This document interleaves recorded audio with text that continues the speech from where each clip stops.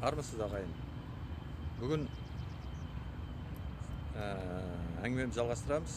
Және бүгінгі әңгіме ол мұздай сумен шайынғандағы жағдай. Пайдалы ма, зиян ба, керек па, керек емес па, қаншалықты пайдалы, қаншалықты зиян. Сол туралы айтайық. Мысалға, кім бәріңіз білмесеңіз де көпшілігіңіз білетін шығарсыз, Порфирий Иванов деген кісі болды. Совет кезінде ол кісі қысы жазы жалаңаш жүрді. Күнде таңертең бісмілласын мұздай сумен шайынудан бастайтын. 2 шелек қақаған мұздай су. Бәрібір қысы да жазы да бірдей 2 шелек сумен басынан төгіп құяды. Содан кейін бар ары қарай шаруаларын істейді. Және көп жүгіретін. Жүгіру туралы біз алдында айттық. Бүгін мұздай су туралы айтамыз. Адам күшті сергіп қалады. Мысалға, морждар дейді ғой, қыста суға шомылатындар далада. Теңіздің суына, өзен, көлдің суына түсетіндер. Олар өте жақсы әсер алып шығады. Мен өзім жеке морждарды танитын едім. Бірталай болмаған мен де танимын. Морждардың арасында таныстарым болды. Олармен сол араласып сөйлескенде, әңгіме айтқанда, сұрақтарын қойғанда, олар айтатын, күшті әсер алып қалам деп, керемет, сергіп, күшті болып шығам деп. Егер суға түспесем, біртүрлі бірдеңе жетпей тұрады деп. Сосын және біреулері ол күнде түсіп, Құдайдың құтты күні. Мұздай суға, қысы жазы. Күшті кәдімгі әсер алам деп. Ол, мен айтайын, ол рас әсер алатын адамның. Мен өзімде көрдім. Мысалға, мына қазір бірталай қазақтарда неге түседі ғой, қыста 19 қаңтардың 19-ында неге орыстарға қосылып. Енді олар өздерінің діни несімен түседі, біреулері со әдет бойынша түседі. Қазақтар со елден қалмайды, олар да өзінің не екен шыдамдылығы, қайраттылығы, өжеттілігі жететінін көрсеткісі келіп, өзінің несін сынап, қаншалықты табандылығын, өзінің қайсарлығын шыдап көрсетіп, соны барып түсет деп ойлаймын өз басым. Өйткені мен өзімде 5 жыл түстім, осылай крещенский, қалай еді? Крещениеде. 19 ғой, қаңтардың. Сонда менде бір 5 жыл қатарына түсіп, қазір қойдым. Сосын бір мезгіл, бір жарты жыл ма, бір жыл ма, бір күн ара неге саунаға барып, 3 қайтара ыстық парда отырып, содан кейін мұздай неге бассейнге түсіп жүрдім 3 рет қатарынан. Өте керемет әсер аласыз, бірақ жүрек деген суғат жақсы.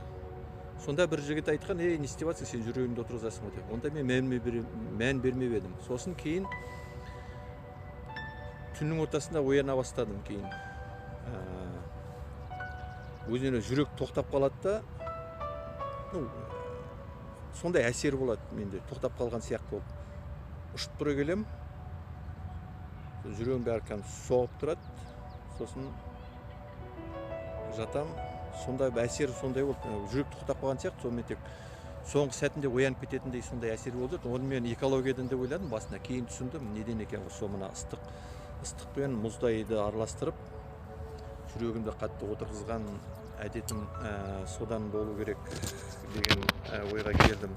Біраз соны ойлап, әртүрлі талдаулар жасап, содан сондай шешімге келдім. Кейін соның бәрін зерттеп келгенде, сол бағанағы айтқан Порфирий Ивановтың да өмірін біраз зерттеп, содан осындай түйін туындады менде.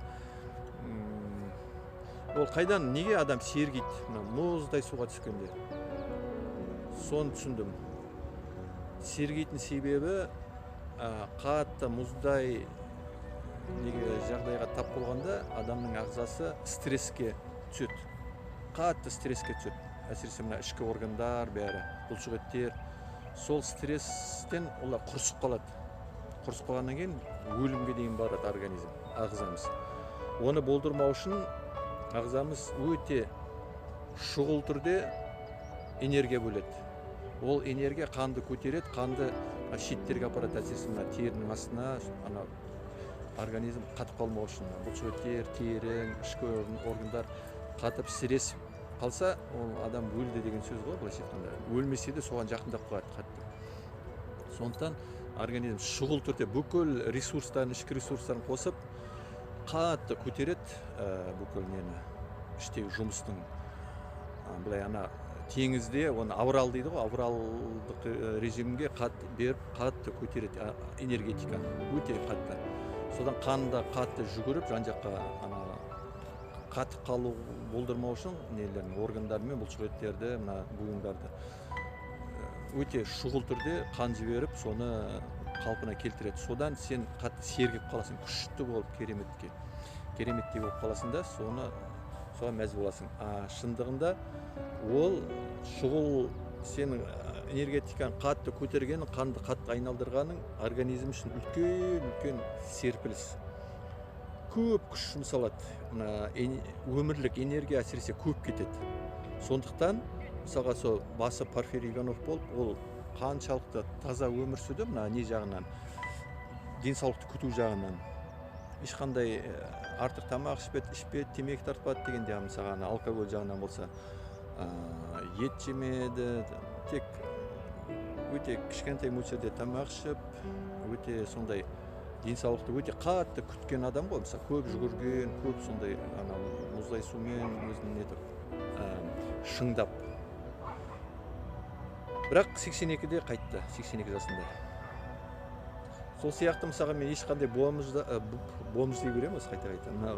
Ешқандай морждарды, бір 70-тен асқан моржды кездестірген жоқ, естіген жоқпын, оқыған жоқпын. Және кейін зерттей келгенде басқа да сол зерттеушілердің еңбектерін оқып, соларды талдап көргенде, сөйтсем, морждар шындығында да ұзақ өмір сүрмейді екен. Морждардың бәрі сол бір әрі кетсе, сол 70-ке дейін барады. 80-ге мүмкін барады біреулер өте, бірақ сирек. Басын көпшілігі сол 60-70-те кете салады. Былай қарасаң, денсаулығы мықты. Сосын мына нелер де сол көп темір терсек көтеретіндер, көп жүгіретіндер де сол. Өйткені өмірлік энергиясы кетіп қалады. Соның ішінде мен алдыңғы сабақтарымда, алдыңғы лекцияларымда айтып жүрдім, көп жүгірген өмірлік энергияны көп жояды, көп темір көтерген көп жояды, көп эмоцияға берілген көп жояды. Соның ішінде тағы бір көп адамның несін құртатын өмірлік энергиясы мұздай су. Сондықтан ол сені уақытша сені күшті сергітеді. Энергетиктер сияқты ғой, қазір жастардың құмарланып жүрген бір энергетик сусындар бар, немесе кофе сияқты, соны ішіп күшті қуаттанып қалады. Ол неге қуаттанады? Себебі организм тағы да сол нені бүкіл ішіндегі өмірлік энергияны қолданып, іштегі нені энергетиканы көтереді де, бір ресурстарды, запастардың бәрін көтеріп, организмді қуаттайды. Бірақ ол уақытша. Соны бүкіл сенің энергияң бәрі соған кетеді де, 1 сағат, 2 сағатқа сен жақсы қуаттанып, шаруаны мүмкін жақсы істейсің, миың жақсы жұмыс істейді, бірақ содан кейін міндетті түрде оның бәрі түсіп кетеді, бүкілінен күш қуатың, энергетикаң түсіп кетеді де, сен былжырап қаласың. Және онымен қатар ол өмірлік энергияны көп жейтін болғандықтан, сен өміріңде тез қысқарады, тез арада қысқарады, кәдімгідей қысқарады, оны көп қолданған адам. Сол сияқты мына мұздай суға шайынған күнде болмасын, жиі болса да, күнде болмай-ақ. Әрбір мұздай суға шайынған сенің өмірлік энергияңды жей береді, қатты жейді, қатты көп мөлшерде. Сондықтан оны осы әдісті қолданатын адамдар ұзақ өмір сүруге ешқандай шансы жоқ. Сол әрі кетсе, сол 70-ге барса барар, бармаса оған да жетпейді. Сондықтан өздеріңіз қараңыздар, ол бір жағынан жақсы. Дұрысы контраст душ қолданған жақсы, мысалға ыстық су 1 минуттай, сосын мұздай су 1 минуттай. Сөйтіп 4-5 қайтарасың, ыстық су, мұздай су, бірақ аяғында мұздай сумен бітіруің керек. Мен осы әдісті біразға дейін қолданып жүрдім. Негізі былай жақсы, бірақ біртіндеп келе, одан да жақсы бір тәсіл таптым. Қазір соны сіздерге ұсынайын. Егер нетсеңіздер, жақтырсаңыздар, қолданарсыздар, жақтырмасаңдар қолданбассыздар, өздеріңіз білесіз. Менікі ұсыну, өзімнің қолданып жүрген әдісім. Мен қазір өйтіп контраст душ істемей, мен тек ыстық судан бастаймын күнде, таңертең, күнде кешке 2 рет. Ыстық судан бастаймын да біртіндеп миллиметрлеп салқындата беремін. Сонда организм стресс алмайды, біртіндеп ол да көше береді менімен бірге неге ыстық режимнен. Өйткені сырттан ыстық келіп тұрғанда организм салқындатады ағзаны. Іш құрысыңды, мына теріңнің астын бәрін салқындатуға күш жұмсайды. Шамалы. Өйткені резко емес қой, қатты ыстық істемеймін, былай орташа былай. Жылыдан ыстырақ. Сосын біртіндеп салқындата бергесін организмде біртіндеп соған бейімделе береді. Біртіндеп салқындап келіп, кішкене салқындай бастайды су, сосын қатты салқындайды, мұздайланады. Сол мұздайға дейін алып барам, біртіндеп бірнеше минут кетеді оған, бір 7-8 минуттай кетеді шамамен. Ерінбесем, онда 10 минутқа дейін, 15 минутқа дейін алып барам. Былай асығып тұрсам, бір 5-7 минуттың ішінде ыстық судан мұздай суға дейін жаймен алып барам ғой. Сонда организм стресс алмай, біртіндеп сол режимге сенімен ілесіп көше береді. Сонда ешқандай не болмайды, қатты стресс болмайды. Есесіне сергіп қаласың жақсы. Сондай тәсіл қолданып жүрмін қазір. Егер құптасаңыздар, сіздер де қолдана аласыздар, құптамасаңыз өздеріңіз білесіздер.